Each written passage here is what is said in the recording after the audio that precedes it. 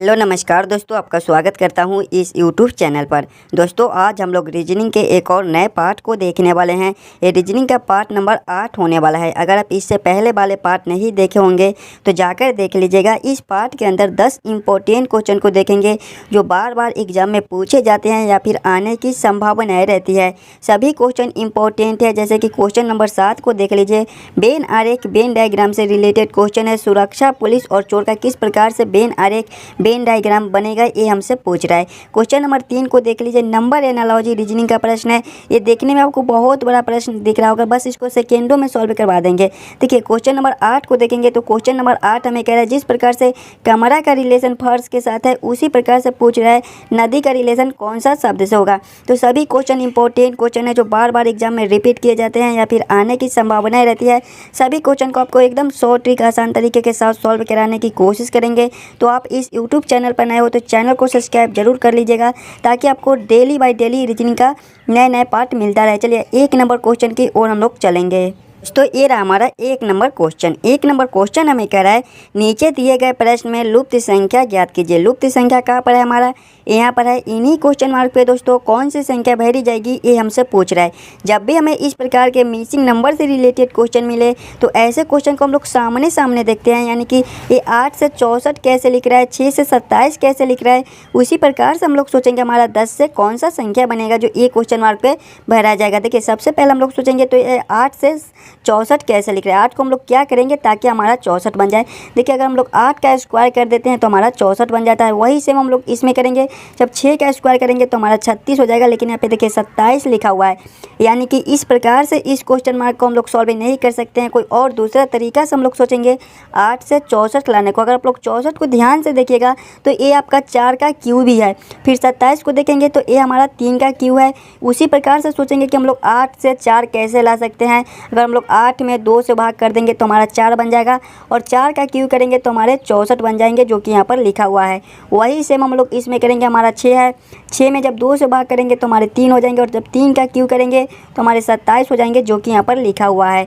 वही सेम हम लोग 10 के साथ भी करेंगे। पहले 10 में 2 से भाग करेंगे तो हमारे 5 हो जाएंगे और सभी में देखिए क्यू कर दिए थे तो इसमें भी क्यू कर दीजिए। जब 5 का क्यू करेंगे तो हमारा कितना हो जाएगा, 125 हो जाएगा। 125 हमारा कौन सा ऑप्शन में है, ऑप्शन नंबर डी में दिया गया है जो कि हमारे सही उत्तर हो जाएंगे। इस क्वेश्चन मार्क पे दोस्तों हमारे 125 पे रह जाएंगे। क्लियर है। चलिए अगले प्रश्न की ओर हम लोग चलेंगे, क्वेश्चन नंबर 2 की ओर। ये रहा हमारा क्वेश्चन नंबर 2। क्वेश्चन नंबर 2 हमें कह रहा है यदि 8 हज 3 हज 2 बराबर 100 तथा 2 हज 5 हज 4 बराबर 64 हो तो 3 हज 8 हज 5 बराबर क्वेश्चन मार्क। दोस्तों जिस प्रकार से ये 8 3 2 से ये 100 लिख रहा है, 2 5 4 से ये 64 लिख रहा है, उसी प्रकार से हमसे पूछ रहा है 3 8 और 5 से कौन सा संख्या बनेगा जो ये क्वेश्चन मार्क पे भरा जाएगा। जब भी हमें इस प्रकार के प्रश्न मिले तो बस हम यही सोचेंगे कि हम लोग 8 3 और 2 से 100 कैसे ला सकते हैं। देखिए यहाँ पर किसी भी प्रकार का सिंबल दे दे, हज का दे दे, स्टार का दे दे, क्यू का दे दे, जोड़ का दे दे, घटाव का दे दे, बस हमें ये सोचना है कि हम लोग 8 3 और 2 से 100 कैसे ला सकते हैं। इन्हीं तीनों संख्या को आपस में क्या करेंगे ताकि हमारा 100 बन जाए। अगर हम लोग 100 को ध्यान से देखेंगे तो ये हमारा 10 का स्क्वायर होता है। फिर इसमें 64 है, इसको देखेंगे तो ये हमारा 8 का स्क्वायर होता है। यानी कि अगर हम लोग इन तीनों संख्या से 10 ले आते हैं तो आसानी से हमारा 100 बन जाएगा। देखिए संख्या हमारा 3 8 3 और 2 अगर सभी को आपस में जोड़ेंगे 8 + 3 करेंगे तो हमारे 11 हो जाएंगे। 11 + 2 करेंगे तो हमारे 13 हो जाएंगे। अगर हम लोग 13 में से -3 ऊपर से कर देते हैं तो हमारा 10 बन जाएगा और 10 का स्क्वायर ही हमारा 100 होता है जो कि यहाँ पर लिखा हुआ है। वही सेम हम लोग इसमें करेंगे। पहले सभी संख्या को आपस में जोड़कर 3 माइनस कर देंगे तो संख्या हमारा 2 + 5 + 4 करेंगे तो हमारे कितने हो जाएंगे, 2 + 5 करेंगे तो हमारे 7, 7 + 4 करेंगे तो हमारे 11 हो जाएंगे और 11 - 3 करेंगे तो हमारे 8 हो जाएंगे और 8 का स्क्वायर ही हमारा 64 होता है जो कि यहाँ पर लिखा हुआ है। वही सेम हम लोग इसमें करेंगे। सभी संख्या को आपस में जोड़कर -3 करके स्क्वायर कर देंगे। देखिए संख्या हमारा 3 3 + 8 करेंगे + 5 करेंगे तो हमारे कितने हो जाएंगे, 3 + 8 हमारा 11 हो जाएगा। 11 + 5 करेंगे तो हमारे कितने हो जाएंगे, 16 हो जाएंगे। 16 - 3 करेंगे तो हमारे 13 हो जाएंगे और 13 का स्क्वायर हमारा कितना होता है, 13 का स्क्वायर हमारा 169 होता है। 169 हमारा कौन सा ऑप्शन में है, ऑप्शन नंबर डी में दिया गया है, जो कि हमारे सही उत्तर हो जाएंगे। इस क्वेश्चन मार्क पे दोस्तों हमारे 169 बैठे जाएंगे। सभी क्वेश्चन इंपॉर्टेंट क्वेश्चन है, तो पहला वीडियो को रोककर खुद से ज़रूर सॉल्व करने की कोशिश कीजिएगा। चलिए अगले प्रश्न की ओर हम लोग चलेंगे, क्वेश्चन नंबर 3 की ओर। हमारा क्वेश्चन नंबर 3 हमारा नंबर एनालॉजी रीजनिंग का प्रश्न है। ऐसे प्रश्न भी आपको हर एग्जाम में पूछे जाते हैं, तो पहला वीडियो को रोककर खुद से ज़रूर सॉल्व करने की कोशिश कीजिएगा। देखिए प्रश्न हमें कह रहा है 12 56 46 अनुपात 144 56 46 समानुपात 11 67 54 अनुपात क्वेश्चन मार्क।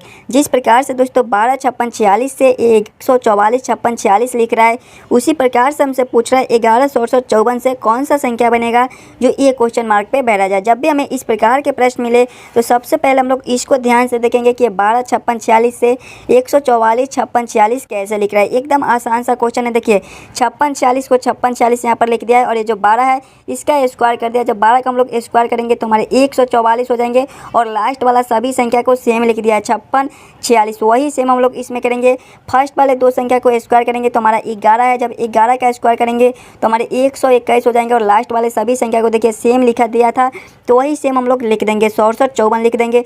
कौन सा ऑप्शन में हमारा 121 67 54 है, 121 67 54 हमारे ऑप्शन नंबर ए में दिए गए हैं, जो कि हमारे सही उत्तर हो जाएंगे। इस क्वेश्चन मार्क पे दोस्तों हमारे 121 67 54 लिखे जाएंगे। चलिए अगले प्रश्न की ओर हम लोग चलेंगे, क्वेश्चन नंबर 4 की ओर।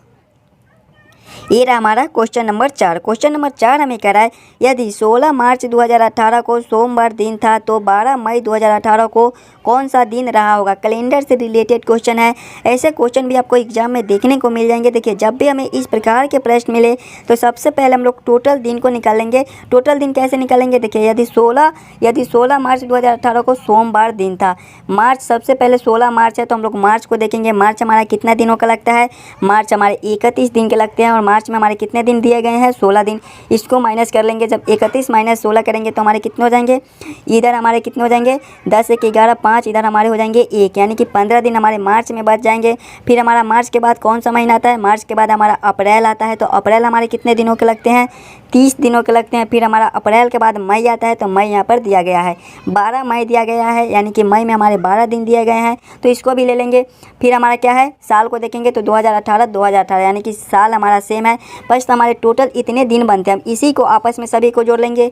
जब 15 + 30 करेंगे तो हमारे 45 हो जाएंगे, और 45 + 12 करेंगे तो हमारे 57 हो जाएंगे। अब इसको क्या करेंगे, देखिए टोटल दिन हमारा 57 निकला। 57 दिन के बाद हमसे पूछ रहा है कि कौन सा दिन रहा होगा। देखिए 57 दिन से पहले हमारा सोमवार दिन था, और 57 दिन के बाद हमसे पूछ रहा है कि कौन सा दिन रहा होगा। तो अब इसमें हम लोग क्या करेंगे कि 7 से भाग कर देंगे। 7 से इसलिए भाग करेंगे कि सप्ताह हमारे 7 दिनों के लगते हैं। 7 दिनों के बाद हमारा दिन एक बार दोबारा से आता है, तो जब 7 से भाग करेंगे तो हमारे 8 7 56 लग जाएंगे। हमारा शेष 1 बच गया, बस यही एक हमारा उत्तर आ जाएगा। अब इसको क्या करेंगे कि हम लोग सोमवार में ऐड कर देंगे। जब सोमवार में हम लोग +1 करेंगे तो हमारे कौन से दिन हो जाएंगे, मंगलवार दिन हो जाएंगे। मंगलवार हमारा कौन सा ऑप्शन में है, ऑप्शन नंबर ए में दिया गया है, जो कि हमारे सही उत्तर हो जाएंगे।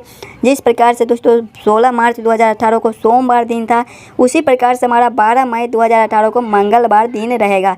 क्लियर है। चलिए अगले प्रश्न की ओर हम लोग चलेंगे, क्वेश्चन नंबर 5 की ओर।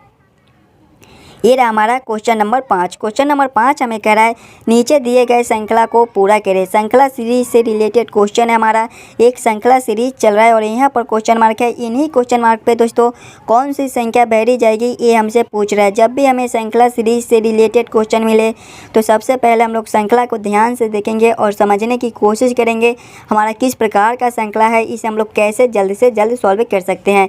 देखिए श्रृंखला को देखेंगे तो 4 से 15 लिखा हुआ है, 15 से 6 लिखा हुआ है, 6 से 35 लिखा हुआ है, 35 से 8 लिखा हुआ है, 8 से 63 लिखा हुआ है, 63 से 7 लिखा हुआ है, और इसके बाद क्वेश्चन मार्क है। अगर हम लोग श्रृंखला को देखेंगे तो एक संख्या छोटा फिर एक संख्या बड़ा, एक संख्या छोटा एक संख्या बड़ा, कुछ इस प्रकार का हमारा श्रृंखला है। जब भी हमें इस प्रकार के श्रृंखला मिले तो सबसे पहले हम लोग ये देखेंगे कि ये 4 से 15 कैसे लिख रहा है, 6 से 35 कैसे लिख रहा है, 8 से 63 कैसे लिख रहा है। उसी प्रकार से हम लोग सोचेंगे हमारा 7 से कौन सा संख्या बनेगा।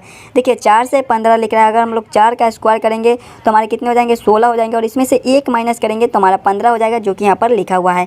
वही फिर देखेंगे तो 6 से 35 लिखा हुआ है, जब हम लोग 6 का स्क्वायर करेंगे तो हमारे 36 हो जाएंगे, और माइनस 1 करेंगे तो हमारा 35 हो जाएगा, जो कि यहाँ पर लिखा हुआ है। फिर देखेंगे तो 8 से 63 लिखा हुआ है, जब हम लोग 8 का स्क्वायर करेंगे तो हमारे 64 हो जाएंगे, और माइनस 1 करेंगे तो हमारे 63 हो जाएंगे, जो कि यहाँ पर लिखा हुआ है। यानी कि जो संख्या है उसका स्क्वायर करके माइनस 1 कर दिया है, तो यहाँ पर संख्या 7 है।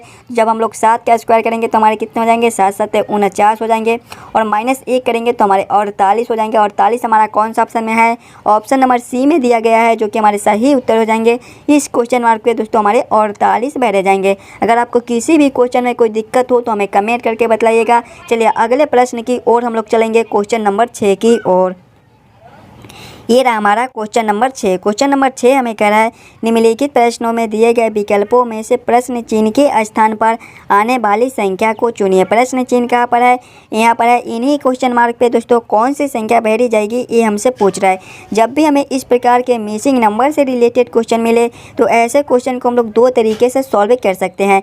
सबसे पहले तो हम लोग क्वेश्चन को इस लाइन से देखेंगे कि हमारा 4 और 3 से ये 9 कैसे लिख रहा है, 7 और 4 से 5 कैसे लिख रहा है। उसी प्रकार से हम लोग सोचेंगे हमारा 2 और 8 से कौन सा संख्या बनेगा जो ये क्वेश्चन मार्क पे भरा जाएगा। अगर इस लाइन से हमारा प्रश्न सॉल्व नहीं होता है तो फिर इस लाइन से हम लोग देखेंगे कि हमारा 4 और 7 से ये 2 कैसे लिख रहा है, 3 और 4 से 8 कैसे लिख रहा है, 9 और 5 से ये किस प्रकार से ये क्वेश्चन मार्क लिख रहा है। उसी प्रकार से हम लोग सोचेंगे हमारा 9 और 5 से कौन सा संख्या बनेगा जो ये क्वेश्चन मार्क पे भरा जाएगा। सबसे पहले हम लोग इस लाइन से देखेंगे तो हमारा 4 और 3 से 9 लिख रहा है। अगर दोनों संख्या को आपस में जोड़ेंगे 4 + 3 करेंगे तो हमारे 7 हो जाएंगे। 7 में 2 ऊपर से जोड़ेंगे तो हमारा 9 बन जाएगा। वही सेम इसमें करेंगे, दोनों को आपस में जोड़ेंगे 7 + 4 करेंगे तो 11, 11 + 2 करेंगे तो हमारे 13 हो जाएंगे। लेकिन यहाँ पर देखिए 5 लिखा हुआ है, यानी कि ये तरीका हमारा गलत हो जाएगा। इस प्रकार से इस प्रश्न को हम लोग सॉल्व नहीं कर सकते हैं। कोई और दूसरा तरीका से हम लोग सोचेंगे 4, 3 से 9 लाने को। ध्यान से देखिएगा, अगर हम लोग तीनों संख्या को आपस में जोड़ लेते हैं तो तीनों संख्या हमारा कितना है 4 + 3 करेंगे तो 7, 7 + 9 करेंगे तो हमारे 16 हो जाएंगे, यानी कि तीनों को जोड़कर हमारा 16 मिलता है। फिर अगर इन तीनों को आपस में जोड़ेंगे तो 7 + 4 करेंगे तो 11, 11 + 5 करेंगे तो 16, यानी कि इन तीनों संख्या को भी जोड़ने से हमारा 16 बनता है। फिर इन तीनों को आपस में जोड़कर देखेंगे तो 2 + 8 करेंगे तो हमारे 10 हो जाएंगे। और 10 में कितना जोड़ दे ताकि हमारा नीचे तीनों बराबर हो जाए, 16, 16, 16 ही करना है ना। जब 10 में हम लोग 6 ऊपर से जोड़ेंगे तो हमारा 16 हो जाएगा, यानी कि इस क्वेश्चन मार्क पे 6 भरा जाएगा। 6 हमारा कौन सा ऑप्शन में है? ऑप्शन नंबर ए में दिया गया है, जो कि हमारे सही उत्तर हो जाएंगे। देखिए इन तीनों संख्या को जोड़ने से 16 आता है, उसी प्रकार से इन तीनों संख्या को जोड़ने से 16 आता है। इन दोनों संख्या को आपस में जोड़ने से 10 आता है। तो हम लोग बीच में कितना जोड़े ताकि नीचे हमारा फिर 16 बन जाए। जब हम लोग 6 को जोड़ेंगे तो हमारा 16 बन जाता है, जो कि ऑप्शन नंबर ए में दिया गया है। क्लियर है? चलिए अगले प्रश्न की ओर हम लोग चलेंगे, क्वेश्चन नंबर 7 की ओर। ये रहा हमारा क्वेश्चन नंबर 7। क्वेश्चन नंबर 7 हमें कह रहा है वह आरेख चुनिए जो नीचे दिए गए वर्गों के बीच के संबंध का सही निरूपण करता है। वेन आरेख वेन डायग्राम से रिलेटेड क्वेश्चन है। क्वेश्चन है हमारा सुरक्षा, पुलिस, चोर। बस इन्हीं तीनों में हमें सोचना है कि कौन किसके साथ संबंधित है, कौन किसके अंदर आ सकता है। देखिए सुरक्षा है, पुलिस है, चोर है।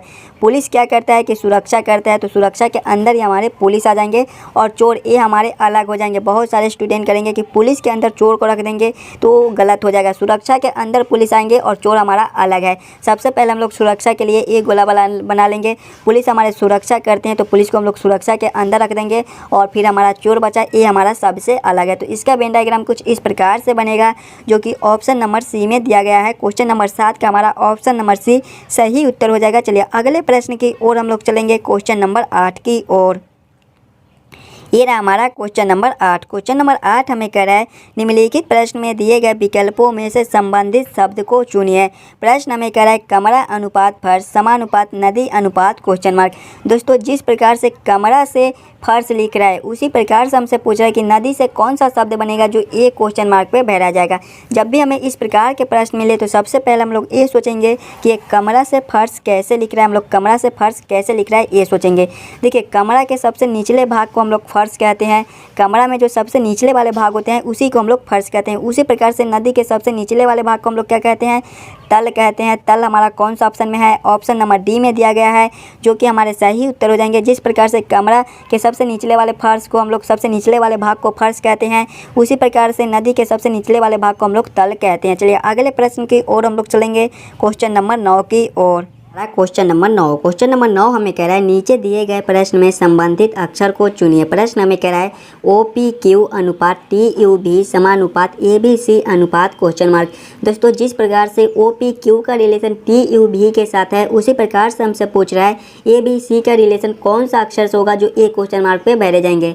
जब भी हमें इस प्रकार के प्रश्न मिले तो पहले हम लोग सिंगल अक्षर को देखेंगे, यानी कि O से T कैसे लिख रहा है, P से U कैसे लिख रहा है, Q से V कैसे लिख रहा है। उसी प्रकार हम लोग सोचेंगे हमारा A से कौन सा अक्षर बनेगा, B से कौन सा अक्षर बनेगा और C से कौन सा अक्षर बनेगा। देखिए O से T लिख रहा है, O हमारे 15 नंबर पर आते हैं और T हमारे 20 नंबर पर आते हैं, यानी कि इसमें +5 कर दिया। जब O +5 हम लोग करेंगे तो हमारे T हो जाएंगे। फिर देखेंगे तो P से U लिखा हुआ है, P हमारे 16वें नंबर पर आते हैं और U हमारे 21वें नंबर पर आते हैं, यानी कि इसमें भी हमारा +5 कर दिया है। फिर देखेंगे तो Q से भी लिखा हुआ है, इसमें भी हमारा +5 कर दिया है। Q हमारे 17वें नंबर पर आते हैं और V हमारे 22वें नंबर पर आते हैं। जब Q +5 करेंगे तो हमारे V हो जाएंगे। वही सेम हम लोग इसमें करेंगे, तीनों में +5 कर देंगे। जब A +5 करेंगे तो हमारे F हो जाएंगे, B +5 करेंगे तो हमारे G हो जाएंगे और जब C +5 करेंगे तो हमारे H हो जाएंगे। कौन सा ऑप्शन में हमारा FGH लिखा हुआ है, FGH हमारे ऑप्शन नंबर A में दिए गए हैं, जो कि हमारे सही उत्तर हो जाएंगे।